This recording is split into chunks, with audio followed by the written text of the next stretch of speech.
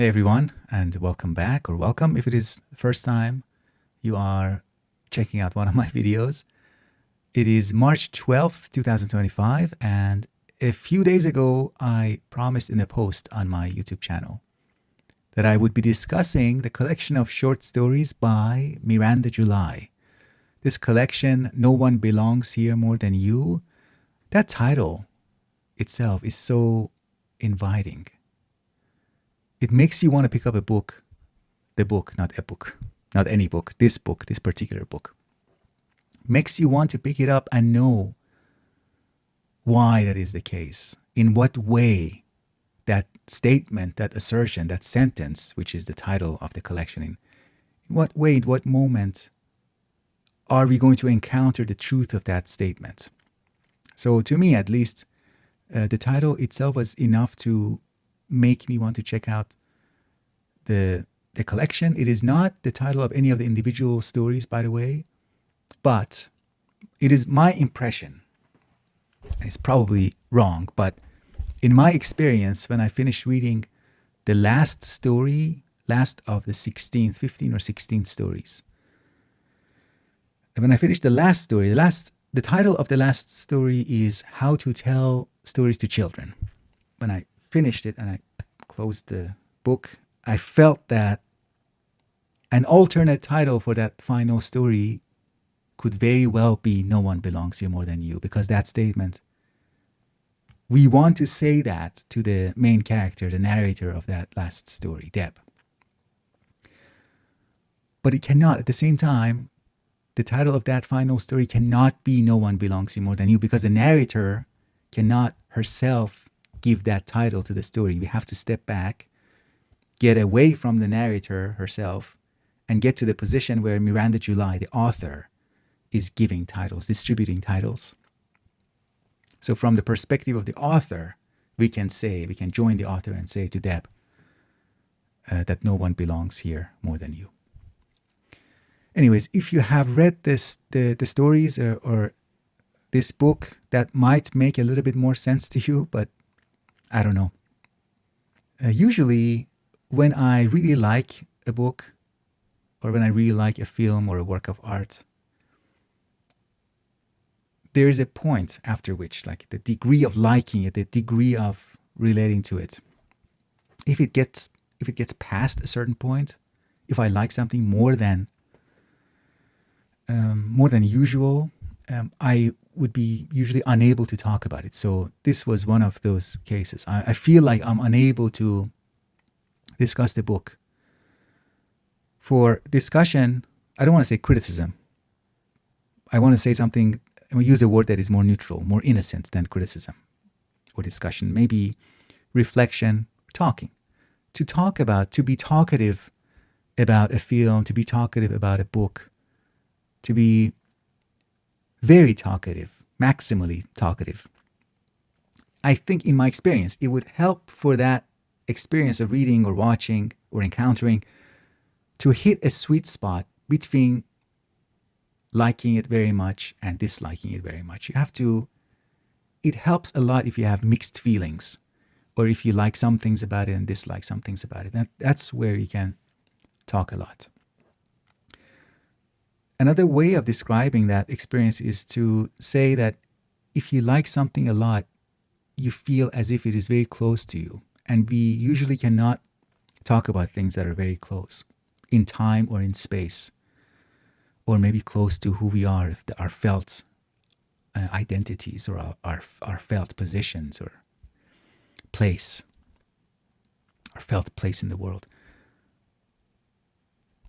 It gets easier when you get distant, because reflection requires a bit of distance, a bit of difference. But I'll try my best. This is not trying to make excuses. I'm going to talk a lot about this book, regardless of the difficulty, regardless of feeling speechless about it, speechless in relation to this collection of short stories. Okay. Maybe I can start contrasting it with another author, essayist, philosopher who I actually do discuss a lot on this YouTube channel, Byung-Chul Han. Seems arbitrary. It seems like, I can imagine some of you right now thinking, okay, you just happen to be talking about Byung-Chul Han sometimes, and now you're talking about Miranda July. Is it just because you happen to have these two people in mind? So now arbitrarily you're going to compare and contrast them? Maybe, but I also think that there is ground for very helpful, very illuminating comparison between these two writers. When I think about the works of Han, Byung-Chul Han, I think about his series of books, the series of books that are all very brief. They're all these short, slim books. They're all coming from the same attitude, the same perspective. But they are, seems like they have been separated from each other, as if they were supposed to belong to one body, one physical book, but they couldn't because of the pressures, the societal pressures and expectations, the conditions, historical conditions. That book that was meant to happen, that was meant to be written, couldn't be written, couldn't come into existence. So instead, it was fragmented.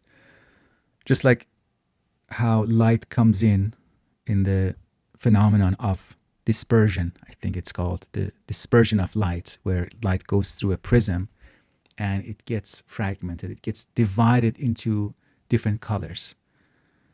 The works of Byung-Chul Han that make me think of that phenomena of dispersion of light. And I felt especially this way when I was reading Non-Things, the most recent book that I discussed on the channel. I saw how Byung-Chul Han is not really above what he is criticizing, the cultural conditions that he is talking about, he's critiquing, he's lamenting the loss of sustained attention, the loss of contemplation. That he is really part of it. He is also there with us. So his work, as a consequence, is also a reflection of that. He has to write short books to be a successful writer, to have people engage with his writing, to have people who dare to pick up his books. He has to write short books that all promise to just talk about one thing: absence, non-things, vita contemplativa, the crisis of narration. That crisis in the title itself is also, he is giving in to the attention economy of the time. Now contrast that now with Miranda July. What happens if you pick up this book and read the stories? I suspect that the experience that you're going to get is in a way the opposite of that. Opposite to dispersion of light, you're going to get mixing, coming together, association, a feeling of things are gathering, or maybe better, more accurately, you notice that things are already in themselves gathering. It's not the act of observation or Miranda July's writing that is making them gather together. You see that there's an intermingling of things, themes, and feelings that if we try to notice, we can notice them. So you try to describe maybe the experience of depression in a particular person or social isolation. In the hands of Han, Byung-Chul Han, you get a very pure, very theoretical treatment of what depression is and why it might come about in certain cases. In the hands of Miranda July, you see depression, social isolation, poverty, together with some other things like sense of humor, like lightness, like surprises, like wishful thinking. There's always more. She always shows us more because of that creative work of not making things gather, but joining in the observation or in witnessing of the gathering of things. There's also, as my friend who's a theorist of metamodernism has observed, there's an oscillation or shift between irony, distance, and at the same time a feeling of intimacy of feelings. And not a shift, but maybe more precisely a juxtaposition or braiding. The friend I'm referring to is Greg Dember. And it was thanks to Greg Dember, my friend Greg, who I've interviewed a couple of times on the channel. he is someone who, in his book, he at length discusses Miranda July. I haven't watched that movie yet, but let's read Greg's treatment a little bit, a couple of paragraphs, maybe one paragraph. So Greg talks about how this film, Me, You, and Everyone We Know, is a braiding or a juxtaposition of two narratives. There's one narrative or one kind of film, one aspect of this film number one, he calls it, is a shocking and transgressive film. So you can view it in that way. You can view it as a film that is shocking and transgressive. There's a second film braided with the first one, juxtaposed, and that is a sweet and uplifting film. And that's one way of watching it, and the material for that are provided in the film. And Greg Dember writes, I'm reading from page 79, the last paragraph. He writes, quote, by weaving these two kinds of narrative together into one coherent story, Miranda July not only succeeds in getting to tell both narratives, but additionally, she has each narrative serving to protect the other from the distaste of viewers who are not on board with one aesthetic paradigm or the other. A snarky postmodern viewer who would potentially dismiss the uplifting version of the film as sickly sweet may be reassured by the inclusion of transgressive elements that the filmmaker is cool and has a nuanced, sophisticated take on things. Other viewers who would be repulsed by the shocking elements are or may be ultimately comforted by the happy ending. Skipping ahead a little bit, he writes, by wrapping together a shocking transgressive story with a heartwarming uplifting story, Me and You and Everyone We Know creates and defends an aesthetic space where felt experience can thrive. Felt experience can be recognized also. That was, again, Greg Dember, Say Hello to Metamodernism, which I would recommend. There is also a talk by her, which I watched, by Miranda July. A talk in celebration of the publication of this collection of short stories, No One Belongs Here More Than You. And in that reading, it was a reading and a Q&A.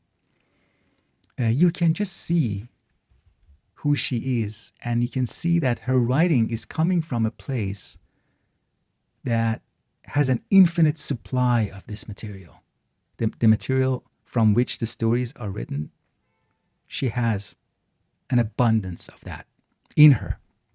It's like a walking, what is the phrase that I'm looking for? A walking human? A walking story?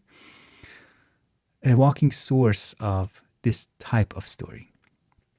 So I would leave a link to that reading because that also gives a way of checking out and sampling her stories. In that reading, she reads the story called This Person. She also reads The Sister, and she also reads a couple of pages from the story called Something That Needs Nothing, which is a very touching. All of these are touching stories, touching, moving, heartbreaking, but also heartwarming. I want to say something personal. She brought back, these stories brought back something in my experience, in my reading experience, that was very, for me, it's a very childlike thing. I would almost say that I regressed, I fell back. I fell back on something that in my experience of encountering texts, books, stories, feels very ancient. It's like an encounter with something otherworldly, something that is at the same time otherworldly, like this is not supposed to be here. And at the same time, a reminder of something that I intimately know very well, but maybe I've forgotten. There's another thing that kind of a little bit frustrating. I kept wondering about Miranda July as a person and her experiences. I thought, how much of this has she experienced firsthand? How much of this kind of thing, this kind of vignettes or episodes life experience, life, the material of life, how much of it, how much of these things are her own. And I thought should I be angry? I would be angry if she hasn't been through some of this. If these materials that she's writing about, they're not the materials of her own life. And this expectation itself reveals to me that I have regressed back to this childlike wonder. This childlike wonder has been triggered with the stories because this is something that I used to feel. This is, by the way, something that Susan Sontag also discusses. I think she's the closest I can think of in the treatment of this theme of you want the artist, you want the writer to have suffered. Susan Sontag's essay, The Artist as the Exemplary Sufferer, or an artist as an exemplary sufferer. I'm not sure exactly, but that's the desire. And I caught myself in that desire, and I caught myself, and I thought, wow, I'm really there. I'm really thinking along those lines, those ancient lines. And it was a little bit embarrassing, but it just shows that when an artist knocks you off your feet, just knocks you down, you find yourself in a place that is not an intellectual place, but that's a gift. Not this intellectual sophistication of, oh, how can I critique this? But you really get caught up in the intimate experience of the piece, the work of art, the writing. Anyway, so I'm going to just go through the stories, maybe read occasionally. I try to do a good job. I hope I do a good job in my readings. But anyways, the first story is called The Shared Patio, which is a very beautiful portrayal of wishful thinking, irony, self-reflection, self-awareness, and the ridiculousness that is revealed through that self-awareness. The narrator has a crush on a man named Vincent, who's married, so a crush on somebody who is unavailable.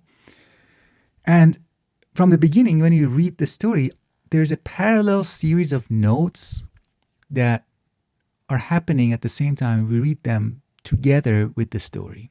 It's like two parallel stories running together. And maybe three. There are maybe three stories. One secret, one the actual events, and then these mysterious notes. But towards the end of the story, we get to know what those notes are, which is a really nice twist. The second story is called The Swim Team, which is the story of itself. It says it's the saddest story of the saddest swim coach in all of history. The story is being told to an imagined audience of one person, the storyteller's ex. And the story portrays a state of mind that is remembering. That is, it's a post-breakup state of mind, but is also remembering a phase of life that is past and is being remembered in a particular way. So let me just read a passage from The Swim Team. It was just 2 hours a week, but all the other hours were in support of these two. On Tuesday and Thursday mornings, I'd wake up and think, swim practice. On the other mornings, I'd wake up and think, no swim practice. When I saw one of my students around town, say at the gas station or the store, I'd say something like, have you been practicing that needle nosedive? And they would respond, I'm working on it, coach. The third story is called Majesty, which is a darkly humorous story about a woman who teaches earthquake safety routine. And she also fantasizes secretly about Prince William of the British royal family. There's also a dog named Potato who's a character, or maybe an almost character in the story. Also a dysfunctional relationship with the narrator's sister. And these dysfunctions, these taboo topics, sometimes a dysfunctional relationship it borders on a taboo topic. And the way Miranda July approaches these, it reminds me of Otessa Moshver, who is also an author that I I really enjoy and I really like, and I would like to discuss more on my YouTube channel here.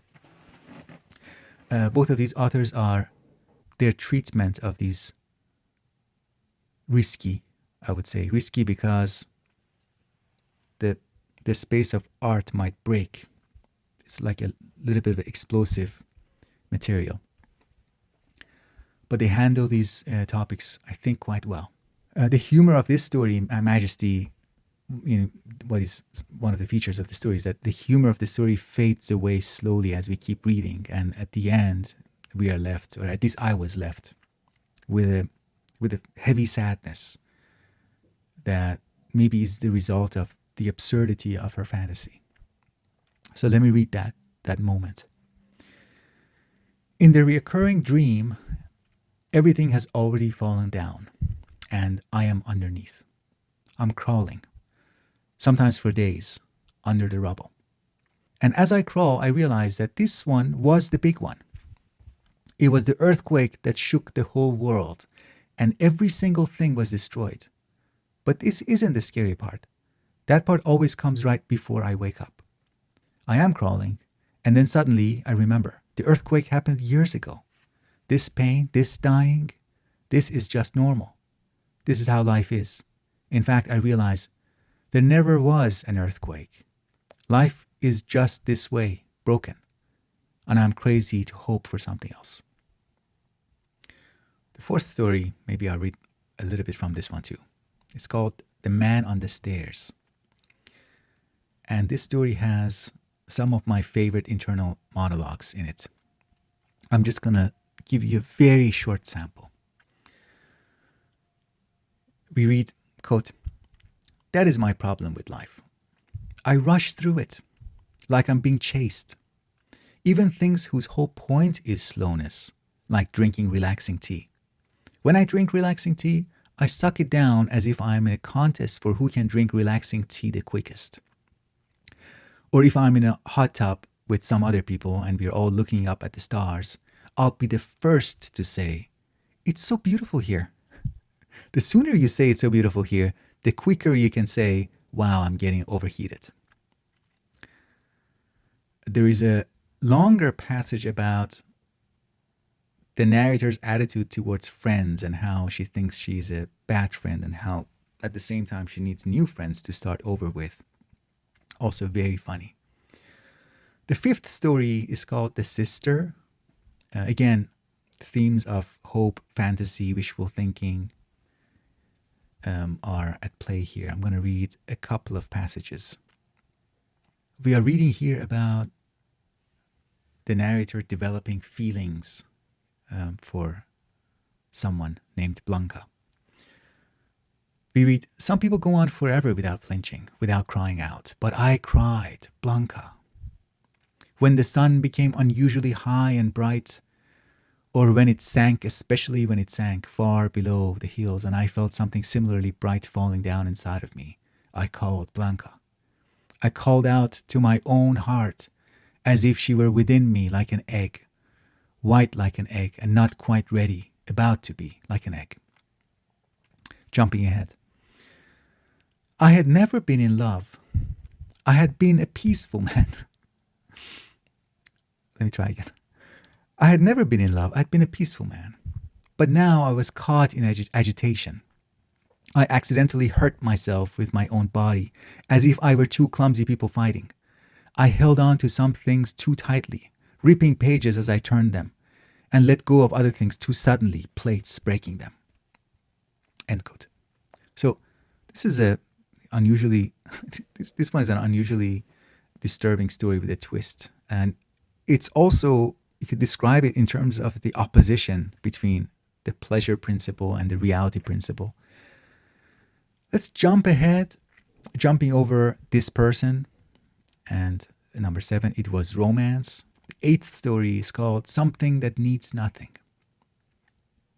Probably, I don't know, one of the, if not the most heartbreaking story in the collection. Here's a scene with the two main characters, the narrator and her other, maybe significant other. They have returned home from a very unpleasant experience together. They are alone now. And we read, quote, "We turned away from each other and set about tightening all the tiny ropes of our misery. I ran a bath. Just before I stepped in the tub, I heard the front door close and froze mid-step. She was gone. Sometimes she did this. In the moments when other couples would fight or come together, she left me. With one foot in the bath, I stood waiting for her to return. I waited an unreasonably long time, long enough to realize that she wouldn't be back tonight. But what if I waited it out? What if I waited it out? What if I stood here naked until she returned? And then, just as she walked in the front door, I could finish the gesture, squatting in the then cold water. I had done strange things like this before. I had hidden under cars for hours, waiting to be found. I had written the same words 7,000 times, attempting to alchemize time. I studied my position in the bathtub. The foot in the water was already wrinkly. How would I feel when night fell? And when she came home, how long would it take her to look in the bathroom? Would she understand that time had stopped while she was gone? And even if she did realize that I had done this impossible feat for her, what then? She was never thankful or sympathetic. I washed quickly with exaggerated motions that warded off paralysis. Jumping over the stories that are called I Kiss Adore, The Boy from Lam Kien, Making Love in 2003. Oh, Making Love in 2003. Especially the beginning of the story. I loved that one. Especially the beginning, that meeting with the literary agent or editor or writer, the wife of that man. The 12th story is called 10 True Things. It's about a relationship or a friendship or a potential friendship that is waiting to happen, that is slowly happening. And the narrator is describing to us. And we read, over the years, I came to know her. Not the way I knew him. I didn't watch the minute tides of her sweat roll in and out over the course of each day. But like ivy, we grew where there was room for us. She seemed to have room for me. She never turned away in the pauses that allow for turning away. She never inquired, but she never recoiled either. This is a quality that I look for in a person, not recoiling. Some people need a red carpet rolled out in front of them in order to walk forward into a friendship. They can't see the tiny outstretched hands all around them, everywhere, like leaves on trees. Jumping ahead, now these two new friends are together in the apartment of the narrator. We read, I made orange juice from concentrate and showed her the trick of squeezing the juice of one real orange into it. It removes the taste of being frozen. She marveled at this, and I laughed and said, life is easy. What I meant was, life is easy with you here, and when you leave, it will be hard again. The day felt like a birthday, our first, and we ourselves were the gifts to be opened again and again. Jumping ahead, this is the moment they are looking into each other's eyes, making eye contact. We read the narrator's internal monologue. For how long can you behold another person before you have to think of yourself again, like dipping the brush back in for more ink?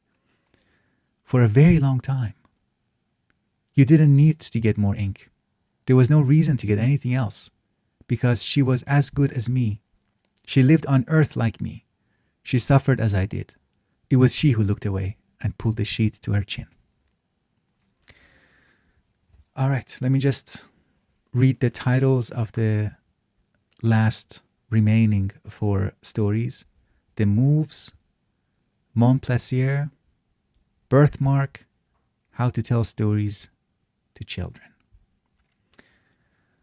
I would recommend this short stories collection, and I also am looking forward to reading more of her works. I'm very happy, glad that I have discovered Miranda July, thanks to Greg Dember, and maybe we will discuss her work in future videos. Let me know if you're interested in that.